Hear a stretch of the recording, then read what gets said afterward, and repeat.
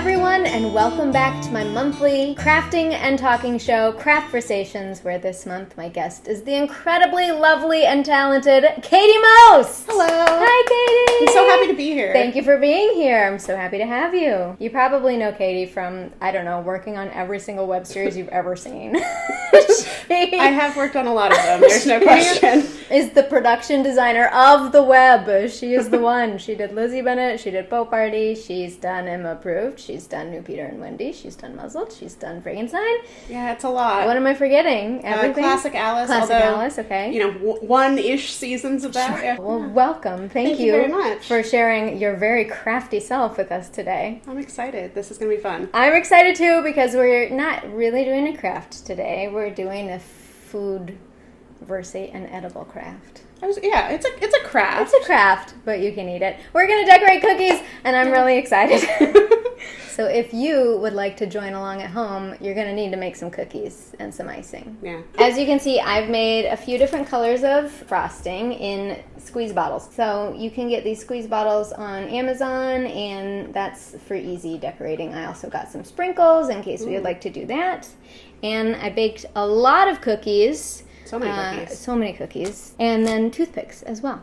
That's all you'll need. I will put a link in the description to the recipe for the frosting that we are using that I found. So a lot of cookie decorators who are like for real use royal icing, which is not what we're using today because I'm a novice. And I found an article that said, don't worry about it, just make this kind and put it in squeeze bottles, and it'll be much easier for those of you who aren't seasoned cookie decorators. So that's what I did. Sounds like a good place to start. Yeah, maybe someday I'll move into the royal icing. I'd like to pretend that I am better than I am, but probably starting off small is good. I watch the Great British Bake Off and then feel like I can absolutely definitely make the things that they're making. Right. Which I can't. There's no, like... They make it look so easy. Yeah. I follow so many cookie decorating Instagrams, and I love them, and then I go, I can do that. And then I tried to do it, and it was bad. So there are two different types of icing that we have today. Okay. This white icing is the border icing. It's a little thicker, and you will want to border your cookies with it. Okay. And then the rest of them are the flood icing, so those are thinner, and they will fall off the cookie if it doesn't have some sort of border. So Katie. Yes. You are a production designer. I am. Would you share with us, I guess, how you got started in that? Sure. The whole story? There are a lot of people who are very interested in what you do. Yeah, it's such a funny thing. I was always sort of an artsy, craftsy, creative kid. And when I was in college, I was thinking about going into architecture, and then I sort of ended up studying urban planning and like environmental studies. My major was environmental analysis and design, which sounds like maybe it has something to do with production design, but doesn't at all. But so I graduated and was looking for work and was trying to figure out what I was going to do. And the show, The Guild, Felicia Day's old show, put up a thing on Facebook that said they were looking for art department interns. And so I applied, and I had been looking for a job, and I couldn't find anything. And I started working at this art department shop, actually right near here. And I fell in love with making props and building set dressing. And I literally was building a wagon on like my second day at the shop. And this was for the Guild?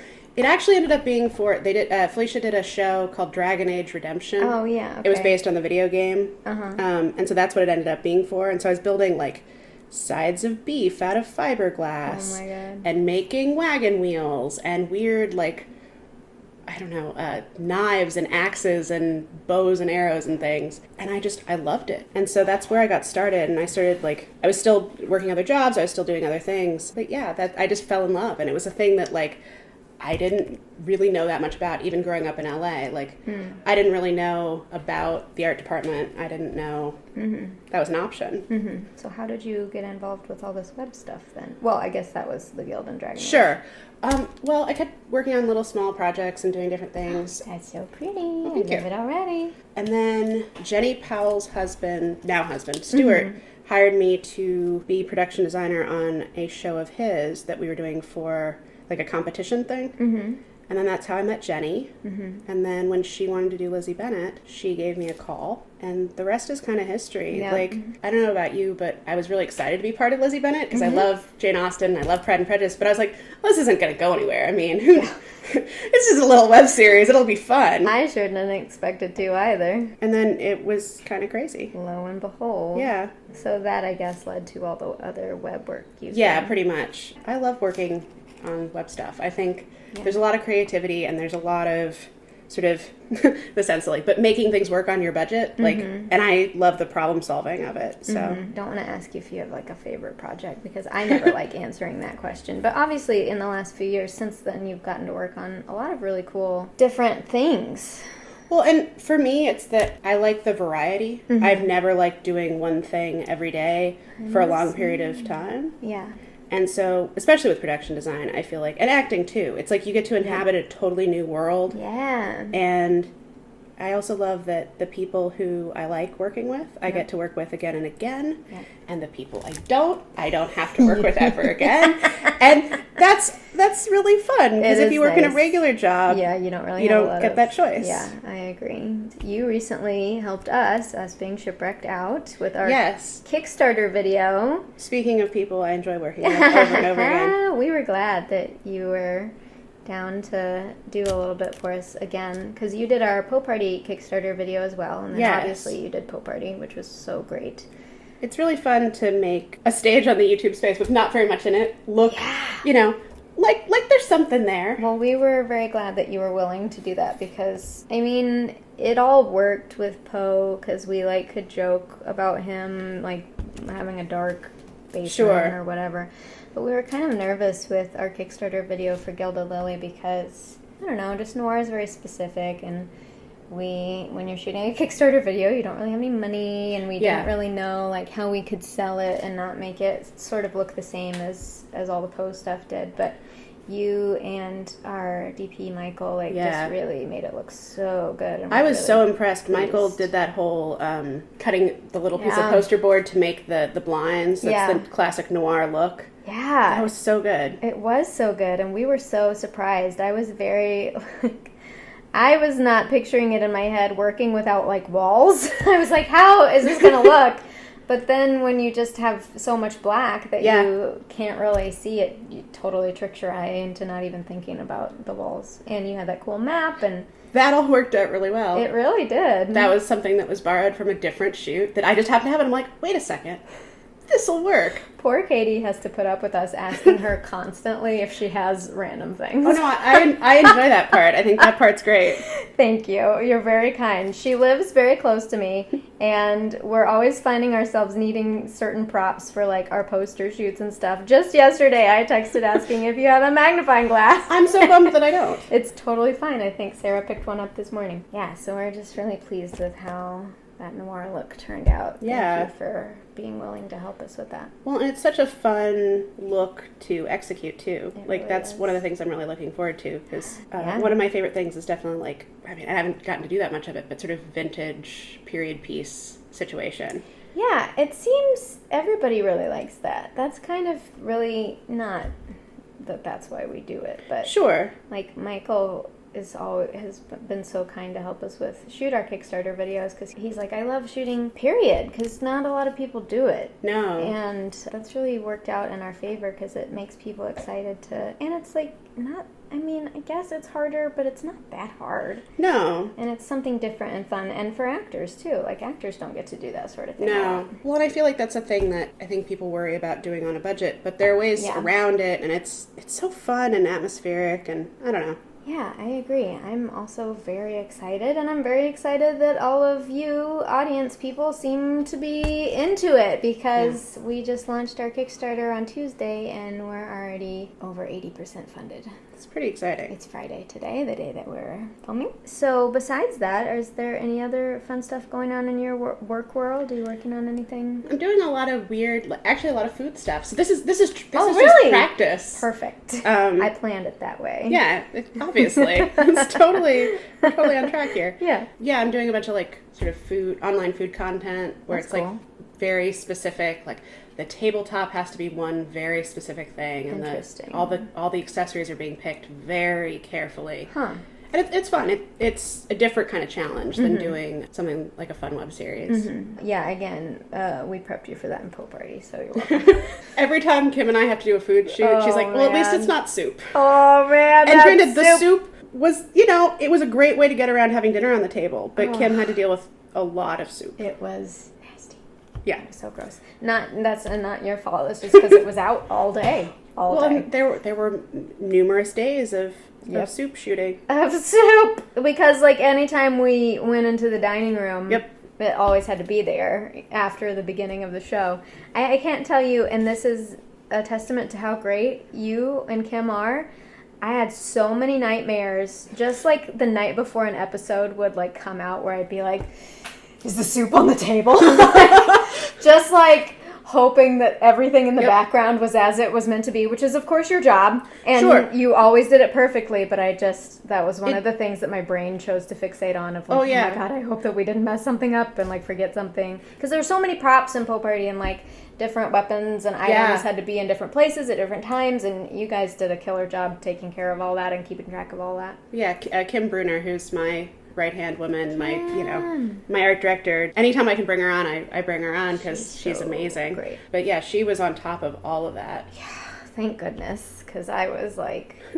I just obviously trusted you guys to do it, but then I would always be like, oh my God, what if we forgot? But we never did. It was always good. It all worked out. So you are clearly a crafty person. Yes. Do you have any particular types of crafts that you like the most? During my post-college pre-art department non-career, I opened up an Etsy store to make these little hand-sewn stuffed animals. Oh. Mostly for like kids and babies. Like I did a lot of owls and bunnies and all that. But I also did robots and other weird things. But so I like sewing, like hand sewing and embroidery. That's cool. What about you? What are your favorite that's a good crafts? Question. I don't really allow myself to spend much time crafting unless it's on this show. But I do enjoy it. I used to knit quite a bit. Really? But now I'm not very good at it. I've never knit anything more than like a scarf. Yeah, see, that's my problem is I'm really good at scarves. And anything else, I just... Yeah, I know. Yeah. I'm pretty pleased with how this little heart turned out, I gotta say. Oh, that looks great. Thank you so much. With the zigzags? Yeah, that's a trick I learned from watching Instagram videos of cookie decorators.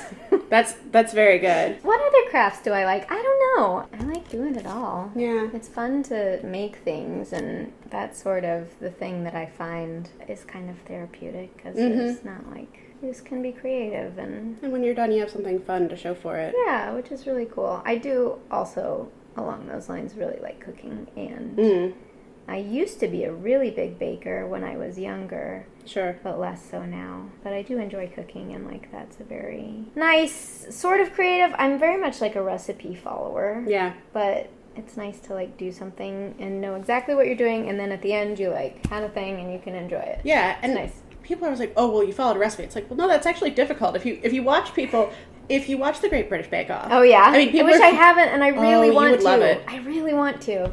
I find it to be the most relaxing television program, especially for it being a reality competition show. Like, it's still really relaxing. Sure. Because everybody really wants the best for each other. It's really and, sweet. Like, I don't know. And it's not there's no stressful topics. It's just very nice to watch friendly British people baking things. That sounds wonderful. They do all sorts of things where, like, they're given a very basic recipe where they don't have quite all the information and they have to rely on their own knowledge of baking. And sometimes it turns out really well and sometimes it's just a disaster. And I really enjoy that because it's like everyone's given the same information, but it's not quite enough. That's really interesting. Yeah. Sean tells me that I'm a good cook, and then I go, oh, I just followed the recipe, so I guess that makes me feel better. Maybe there is some skill to there definitely is. Recipe. I'm not a very creative cook in that I know people who just can like be like, this is what I have, and I'm gonna make something out of it. I'm not really like that. I do that for dinner, but I realize that's because I'm only cooking for me. I'm not cooking for other people. Totally. And so I'll make something and I'll tell someone I made a really good dinner, and they're like, oh, what did you make? I'm like,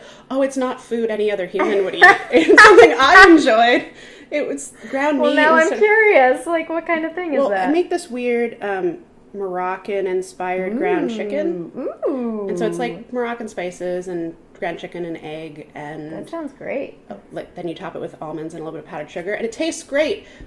But especially if you're not putting it with like rice or something else, it's not really food. Mm-hmm. It's just sort of a thing I made in a pan. And so I'm like, well, no, I liked it. My cookies are not, the icing is falling off. I think I need to do a wider white border. We're supposed to let the border icing dry a little bit, which I haven't been doing. I've just been too excited. The colorful icing is the exciting part. It is! Well, I'm trying to think of who to do for Hanky Panky, Mary, and Kindly Push Aside for you. If I watched the Great British Bake Off, Yes. I would say those people. But I don't know who any of them are. Fair. We could do literary folk, since you've worked on quite a few literary series. I have, in fact. Let's do somebody from each of your different literary series. J.M. Barrie is a shipwrecked and new Peter and Wendy person. Well, but I can talk about J.M. Barrie all day long because my apartment is where we filmed Peter and Wendy, and now I have an unfortunate, well, not unfortunate, it's cute, but the mural that's in season 3 is my living room wall. Which is that of It J.M. features Barrie? J.M. Barrie. And also a portrait of J.M. Barrie and also a bust of J.M. Barrie that are also in my apartment. Okay, so literary folk that you have worked... I didn't phrase that well. You know what I'm saying. Yes, I do. Web series that you've done that have literary folk involved. I'm going to say J.M. Barrie. Can I throw Jane Austen in there? J.M. Barrie, Jane Austen, who's somebody from Pope Party that is not in this room. Hemingway? That's who I was thinking, but... Hemingway. I worked on a show with Jimmy after Poe Party when he was playing a demon. Oh, yeah! Yeah. Was that Fallen Ashley? Free. Yeah. Ashley, what's her name? Ashley... New form thing. Yes, and I can't remember her last name right now because I'm horrible. It starts with an S. Yes, it does. I know her because she's in the Tin Can Brothers stuff sometimes. Nice. That's really fun. I remember seeing that. How was that short? That was really fun. We turned an office over at Freeform from their normal, like, regular cubicles, and we covered everything in white, and so it's heaven. That's so cool. And, yeah, that was really fun. That's so cool. Yeah, Jimmy was like a devil. Yeah, so he was in heaven as a devil person, and then we had this weird hot tub location that was supposed to be hell, or at least hell adjacent, and then there was all this like S&M gear that I had to borrow, and it was very weird and very sketchy, and I had to ask a lot of questions of retailers that I was not really, but it was fun. Yeah, I mean, I bought a lot of stuff on Amazon. It was great. That begs the question of what's like some of the weirdest stuff you've had to get or do, and for the show Shelf Life with Tara Platt and your Lowenthal. It's about these action figures that are on a shelf, and then for the season that I did, it was they were off the shelf. They were in this little play set. They were off on their own, and there was a point at which they were supposed to discover, let's say, an adult toy that the mother of the children had left behind. And so they're like, okay, Katie, we need you to find like a 5-foot tall dildo. Oh no! And I'm like, okay, but I don't know where we get that. And then it turns out that you can buy an inflatable penis for bachelorette parties. Oh, of course. And when I ordered that, I mean, I was pretty excited when it arrived because it was hilarious. It was so funny, and I was so proud to have found it because it was such a weird request and whatever. Gosh. But I then, at that point, I had a roommate, and I inflated it and left it sitting at his desk, which was right as whenever you'd open the front door, you'd see his desk. So it was just sitting at his desk when he came home. I wasn't home, but it was such a joy. I was like, this is going to be amazing. This is going to be so good. That's pretty good. Yeah. That's pretty funny. So that's probably the weirdest thing I've had to source. Ooh, man. Thanks, Tara and Yuri. Oh my gosh, that's really funny. Okay, so back to the question. Yes. So, Hanky Panky, Mary, Kindly Push Aside, Hemingway, Jane Austen, and J.M. Barrie. Well, I mean, I hate to say it because I do love the world of Peter Pan, but I think it's Kindly Push Aside J.M. Barrie. Sorry, J.M. Barrie. He's a little odd. I mean, I love the world he created. Little odd. Sure. I feel like Hemingway for Hanky Panky. Okay. Just because, I mean, man of the world, maybe a little odd also, but not as stable. But I feel like Mary Jane Austen. I mean, that seems like it would be delightful. I would marry Jane Austen 100%. I get that. Yeah. She's the best. Well done. Thank you. Now you have to give me 3, but I don't know what our specifications are. Yeah, I don't know. I mean, we could go with other Poe Party. Sure, that works. So, Charlotte Bronte. Okay. Sorry. That's awkward, but, George Eliot, Okay. and H.G. Wells. Oh, dear. I'm sorry, this is... Well, H.G. Wells in real life was a ladies' man. Mm-hmm. Ladies' man. I don't actually know a ton about either Charlotte Bronte or George Eliot in real life. You know, neither do I. I'm a little about Charlotte Bronte, I guess, but I'm not a huge Jane Eyre fan. Sorry, everybody. Neither am I. All right. Yes.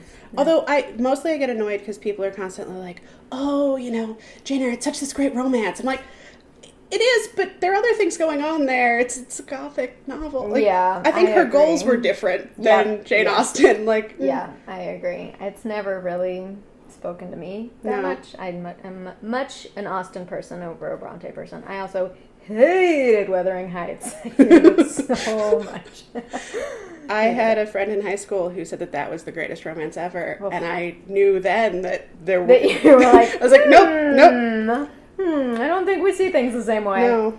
I don't think I even finished it. I had to read it in college, and I was like, what is this? Sorry, everybody's going to be mad at me now. But I love Jane Austen so much. I guess I'll hanky-panky H.G. Wells, because again, he courted a lot of ladies, so I guess he knew what he was doing, but he and his wife had an agreement, so... And I couldn't do that, so I'm going to say no thanks to the marriage, but... Sure. I mean, to that the hanky-panky. that seems like a solid choice overall. I haven't read any George Eliot. So, based on knowing nothing, I'm going to put Charlotte Bronte aside. Damn it, she's a murderer. Yeah. Oh, that, I mean, first of all, spoilers. That seems reasonable. And then I'll marry George Eliot. Based on her books, I'm not sure marriage to Charlotte Bronte Bronte. would have worked out particularly well. Right, that's what I feel like as well. You have quite a few questions from our audience. I saw that. That was very exciting as they were coming in. And then I'm like, oh, wait a second. I'm not an on-camera person. This is terrifying. It'll be fine. What are the 5 most important things in your toolkit? Oh, so I had to think about this because my general answer is always I have this bag of adhesives, glues, tapes, fix-it things. A lot of them are tape. Gaffer's tape is the number one thing. People always are like, if you can't fix a problem with duct tape, it's not fixable. No, gaffer's tape. Gaffer's tape. Doesn't leave a residue. Really I solid agree. I don't like product. duct tape. No. So gaffer's tape, there's this thing called Joe's Sticky, which is like command strips but on a roll. And it's super expensive, but you can hang up pictures, you can hang up pretty much anything. I use it to fix almost any problem on set that involves... really? Yeah, like, I mean, you can use it on fabric, you can use it to hang up curtains. It's super useful. I'm not paid by them. I would like to be. If any representatives from If Joe's they're Sticky interested. stuff. Yeah, they're pretty great. And then a solid pair of scissors. I tend to buy super girly, silly-looking scissors. Really? Because they don't get stolen by other departments. And they're identifiably mine. That's smart. I also do that with like a basic toolkit. I've bought there's a ladies toolkit at Target that's like pink and gray. That's perfect because none of the other departments steal those tools. That's really funny. This isn't quite a toolkit thing, but whenever I have my car with me and I'm going to set, I always have in my car like a couple extra paintings, some sort of wall decor, and some drapes. Because no matter what we've talked about beforehand, no matter what, there's always a moment where somebody's like, could you cover this thing? So it's always useful to have sort of generic things that would work in my car. It's like a set of gray drapes and a couple paintings that I've painted that don't say anything. They're super boring. Last up is a good set of cleaning stuff like bleach wipes and Windex, because a lot of production design, especially on low budget stuff, is fixing problems as they come up, and a lot of that's cleaning. What's one prop you found that you really want to use one day but you haven't had a reason to yet? I had to think long and hard about this, but You're so prepared. I love it. well, I was like, okay, but if I have to have answers for at least the questions I've seen, like that's very important. So at Universal Prop House, which I love going to, it's on the Universal backlot. You have to go through the little gate and get on the backlot. It's really fun. But in the Prop House, they have it used to be pink and now it's turquoise. They have a giant, like 6-foot long seahorse. What? And especially when we were filming Lizzie Bennet and the Yep. seahorses became a thing, I was like, okay, someday I will get to use that thing. And I haven't gotten to yet, but it's... Do you have any, like, what would you even do with that? That's so I don't know, funny. but, like, I feel like Like on Parks and Rec, where they have Oh, the sure. dinosaur-themed restaurant. Like, Yeah. I feel like... There's gotta be something. Yeah, and I was really bummed. I was working on something that had superheroes in it, and there was a sort of Aquaman-esque superhero, and I was like, this is the time! I'm gonna get to rent it! And then we didn't end up having, like, anything that took place in his lair. No! Because I felt like it's not even that expensive. It's like $200 a week, which is a lot, but, like, if it's the main set piece of a thing, like, I don't know. Most random thing you made work that you're most proud of / impressed / surprised by. When we were filming the first season of New Adventures of Peter and Wendy, we decided that we were going to finish one of the scenes with Tinkerbell, who was the camera for that series, going into her little drawer where she sleeps. Oh. And when we'd first talked through it, the plan wasn't to see inside the drawer. She was going to sort of back in, and we weren't going to see it. And then at the last, they wanted to see inside the drawer. And they were like, Katie, do you have anything? I'm like, no. Give me a second. Give me 5 minutes. And I went out to my car, and I sort of rummaged around in my trunk, and I found a bottle of champagne, an empty check box, some fabric, and then back inside there were some action figures, and and like a bag of nuts. And so inside the drawer, as if it was Tinkerbell's bedroom, we had a little bed made out of the check box thing, and then the bottle of champagne randomly, as if she's, I guess, an alcoholic. 'Cause if you're a fairy, a whole bottle of champagne is a pretty big commitment. And then we put a little Wolverine action figure in there, as if perhaps that was her friend, her romantic buddy. And then that was what we had. And it's one of my favorite moments of the show. And it was literally like, what's in my trunk? We can make this work. Cool. I think if we'd thought too much about it, we would have gotten elaborate. It would have been crazy. Sure. But it was in that little moment that it came together. That's really neat. I love that. This video was sponsored by my patron Warren Day. He's got a great channel full of tips to help you study and remember what you study. Go check it out at the link in the description. Thank you, Warren. You're awesome.